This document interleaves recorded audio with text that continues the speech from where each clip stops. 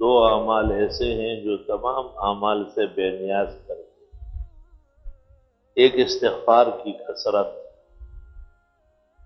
استغفار سے بلائے آفات سازش تکالیف مصائب شدائد پریشانیاں غم ہم سب ختم ہو گئے۔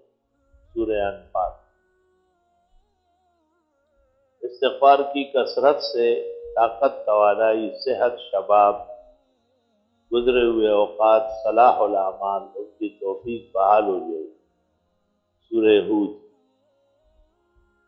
جتنی نعمتیں چاہیے مال و اولاد بیٹے اور خزانے نہریں اور باغات جنتیں اور چشمے استغفار ہی سے ملیں گے۔ سورہ نوح۔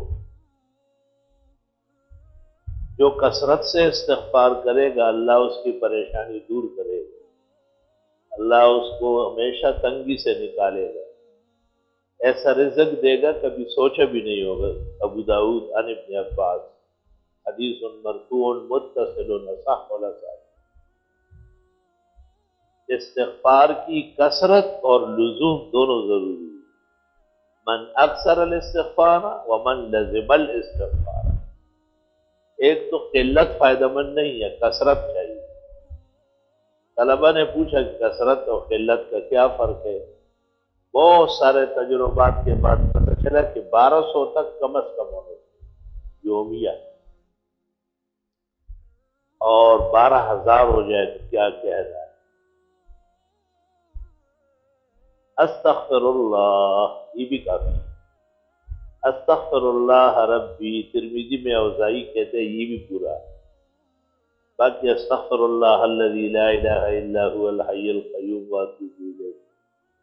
استغفر اللہ العظیم الذی لا الہ الا هو الحی القیوم واتوب الیہ۔ استغفر اللہ ربی من کل ذنب واتوب الیہ۔ استغفر اللہ واتوب الیہ۔ امام بخاری کی رائے یہ ہے کہ بس پورا استغفار ہے، استغفر اللہ واتوب الیہ۔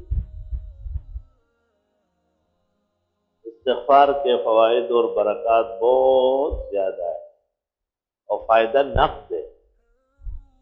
نسائی کی ایک روایت میں ہے کہ جو استغفار کا عادی ہو اور اس کے اعمال میں استغفار کی کثرت ہے، لزوم ہے، فانتحسلا کبھی ہتھیار اٹھانے کی نوبت نہیں آئی گی، اور فانتحسلا کبھی اس کے خلاف ہتھیار نہیں اٹھے گا مؤثر نہیں۔ اس سے بڑھ کر زبردست حفاظتی حصار اور کیا ہو۔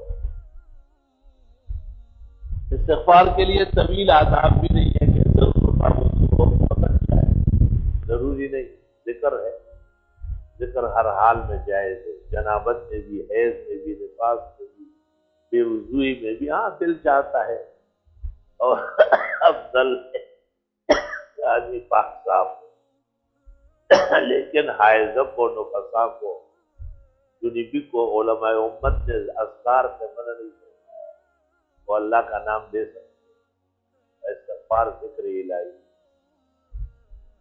یعنی اٹھتے بیٹھتے آتے جاتے ہر حال میں استغفار جائے۔ لا الہ الا اللہ استغفر اللہ واتوب۔ دوسرا عمل جو بہت سارے اعمال سے بے نیاز کرے گا وہ قرآن کریم کی تلاوت ہے، قرآن کریم کے ساتھ مشغول ہونا ہے، قرآن کے معانی تراجم میں متفکر ہونا ہے، قرآن علوم اور فنون میں ہم وقت مصروف رہنا ہے۔ حدیث کے الفاظ ترمذی فضائل قرآن کے آخری حدیث، من شغلہ القرآن عن ذکری و مسئلتی، جو قرآن کی وجہ سے اتنا مشغول ہے کہ اس کو دعا کا موقع نہیں ملتا، مانگنے کا موقع نہیں ملتا۔ اعطیتہ افضل ما اوتی السائلین، مانگنے والوں کو جو میں دیتا ہوں اس سے بہتر اس قرآن والے کو دوں۔ من شغلہ القرآن عن ذکری و مسئلتی وفی روایہ عن دعائی اعطیتہ افضل ما اوتی السائلین، رواہ الترمذی فی المجلد المجلد الثاني من فضائل القرآن وهذا آخر ما ورد في آخر هذا الباب. میں نے پہلے بھی سنایا تھا کہ ہندوستان کے ایک بڑے اولیاء اللہ نے اور بڑے غوث و قطب نے استاد گرامی قدر محدث العالم حضرت بنوری کو کہا تھا کہ آپ اپنے یہاں خانقاہی نظام بنائیں اور ذکر کریں اور ضربے لگائیں. آپ نے کہا ہمارے یہاں ہر طرف چھوٹے چھوٹے بچے حفظ اور ناظرے میں مشغول ہوتے ہیں، لہذا قرآن کے ہوتے ہوئے کسی اور خانقاہی نظام کی ضرورت نہیں. سب سے بڑا نظام جو اللہ کے آپ پسندیدہ ہے وہ قرآن شریف کا ہے. دور دورہ ہے، لوگ پڑھے، بیویاں پڑھے، بڑے پڑھے، نمازوں میں پڑھی جائے، درس دیا جائے، بیان ہو جائے. من شغلہ القرآن، اور اس کا مصداق بننا پڑے گا جس کو قرآن نے مشغول کیا عن ذکری اور اذکار سے، ومسألتی اور مجھ سے مانگنے سے، اعطیہ افضل ما اوتی السائلین، مانگنے والوں کو جو میں دیتا ہوں اس قرآن والے کو بڑا چڑھا کر سب سے بہتر دے دوں گا. الحمدللہ رب العالمین. نستغفرک اللہم ونسألک السلام علیکم. لا الہ الا اللہ وحدہ لا شریک لہ، لہ الملک و لہ الحمد وعلی کل شیء قدیر. ربنا آتنا فی الدنیا حسنہ وفی الآخرۃ حسنہ وقنا عذاب النار. اللہ تعالیٰ لیلۃ القدر مبارک فرما اور عبادت گزاروں کو، شب بیداروں کو، دعات ذکر و دعا کے متسحرین کو یہ نعمتیں اور خوشیاں اور عبادات دعات کی پونجی عطا فرما. نیا بیماروں کو صحت شفا دے، مسلمان مردوں کی مغفرت فرما، پریشانوں کی مدد فرما، نئی نسل کا دل و دماغ روشن فرما، آفات و آحات شباب سے محفوظ فرما، ملک و ملت میں امن قائم فرما، حفاظت کا دور دورہ فرما، آلودگیاں ختم فرما، ہمارے شہر کو امن کا مرکز بنا، حفاظت کا بہترین مقام بنا.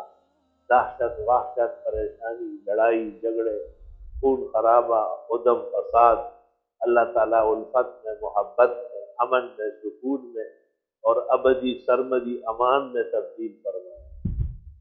پورے عالم کے مسلمانوں کی اللہ دعائیں، رمضان شریف، تراویح، ختم قرآن، لیلۃ القدر کی دعائیں، نالے نیم شب، آہ و بکا، مناجات، تلاوت، ذکر، اذکار، استغفار قبول فرمائے. حرمین شریفین کو مدام زندگی عطا فرمائے. ہمیں ایمان کے ساتھ صحت کے ساتھ حج کے لیے، عمرے کے لیے، زیارات کے لیے آنا جانا نصیب فرمائے. اللہ بیت المقدس کو آزادی عطا فرمائے، مسلمانوں کی آزمائش معاف فرمائے. پورے عالم میں جہاں مسلمان پریشان ہے اللہ ان کی مدد فرمائے. پاکستان کے چپے چپے کی حفاظت فرمائے، ہر شہر، ہر باسی، ہر مکین کی حفاظت فرمائے. صلی اللہ تعالی. ان للمتقین مفازا حدائق واعنابا